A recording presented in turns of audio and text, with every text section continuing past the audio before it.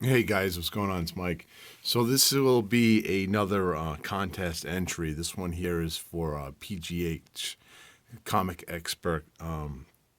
This guy, his channel, he's out there in Pittsburgh, Pennsylvania land.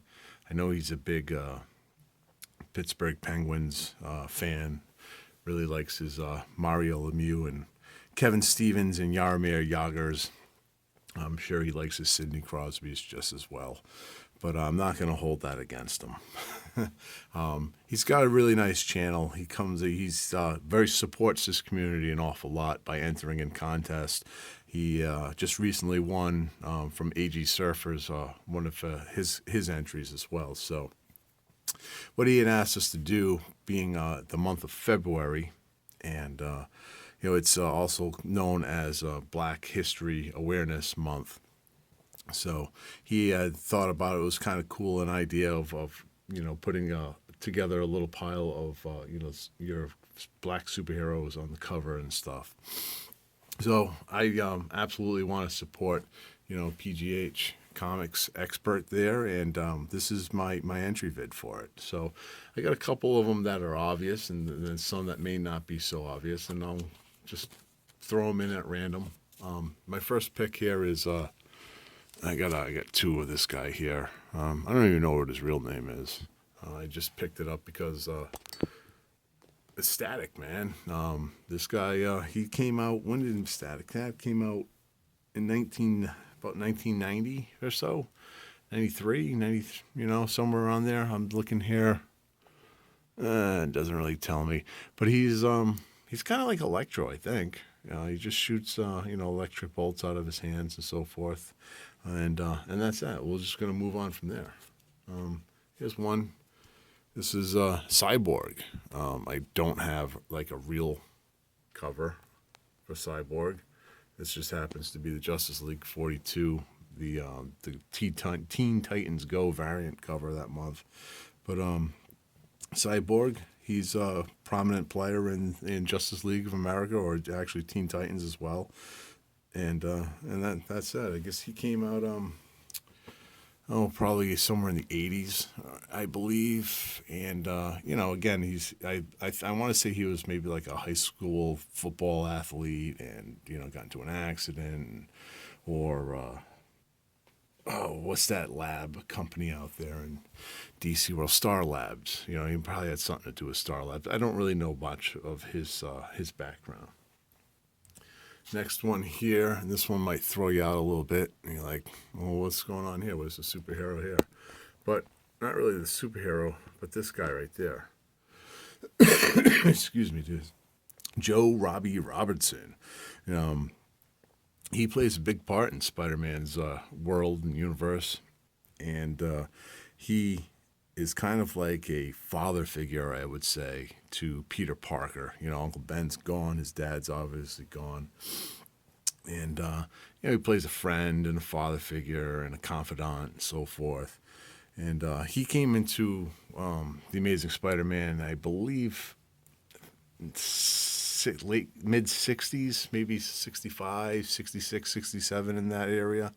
And he was probably right around the time when like the Black Panther came into the Marvel universe. So good character. He's also holds a prestigious job with the Daily Bugle, and I guess he's an editor and so forth.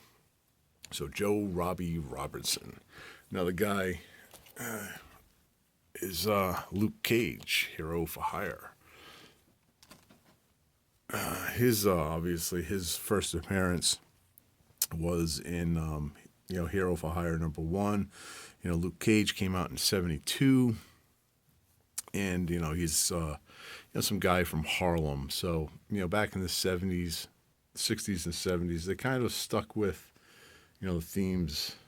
Like they were, unfortunately, I would think they're kind of street level type people, and that's how they built them up. And again, I wish I knew a little bit more about Luke Cage and how he acquired his powers.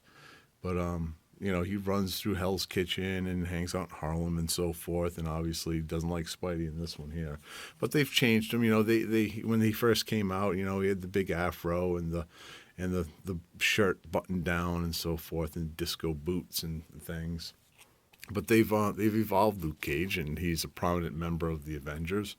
And let's zoom it up there. There we go. So, he's just a big, tough bastard right now. You don't want to mess with him. Another guy I don't really know anything about here is, but I got it on the cover. I'm a fan of The Walking Dead. I haven't read many of the issues. I enjoy the television show. But this guy here, there we go, name's Ezekiel. And he's got this badass tiger in the back there. Shiva? Simba? No, it's not Simba. Shiva, I believe it is. How about this guy right here? You guys know him. Bishop. Came out in the 90s as well. He was just portrayed in the latest X-Men film. The film didn't do all that well. But Lucas Bishop, that's him.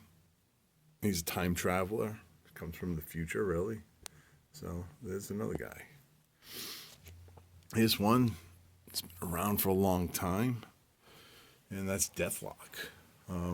He's been a few different incarnations of the Deathlock character, but the most notable one I want to thank is Luther Manning, and that's him right there. So that book came out in this 1974. So Luther Manning, who was, I believe, as the story goes, right, he was maybe a Detroit or a Chicago cop, and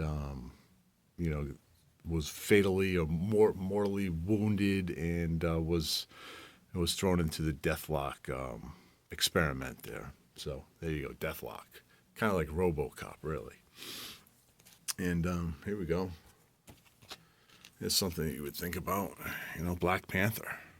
I got Black Panther #1 here, Jack Kirby stuff, and another Black Panther #1, John Romita Jr. Black Panther was probably one of the first black superheroes out there. And, he came in the 60s. I believe the 66 is when it was. Fantastic Four number 52. Don't have that. Wish I did. But the interesting thing when they brought him in is he came in a year after Malcolm X was assassinated, and kind of in 2 years before Martin Luther King. So I don't, if he's really a mix of the two or not, but he is an ambassador. He is, king of his country, Wakanda, and very powerful member, of the Avengers. And did you know about this? Did you know he had a sister? Shuri, I believe, is his sister. So I got that one because it's just a smoking hot J. Scott Campbell cover. How about this guy right here? Miles Morales. Ultimate Spider-Man. Well, not Ultimate anymore. He's just Spider-Man. He's not amazing. He's just Spider-Man. So let's see what happens with Miles Morales. How about this one here? I got this one. Misty Knight. She's another one that's been around for quite a long time, back in the 70s. And I believe she has a bionic arm, kind of like Steve Austin's $6 Million Man. So Misty Knight right there. How about this guy right here? I don't have this, the only thing. I got all the covers for that, except for the real expensive one. But I don't even know his name, but he was the Mastodon for the Power Rangers. Black Ranger. Here we go. Al Simmons from Spawn. A Marine who was killed, I believe, and made a deal with the devil, basically, and was brought back to life, but not quite the same. And I got two more here for you.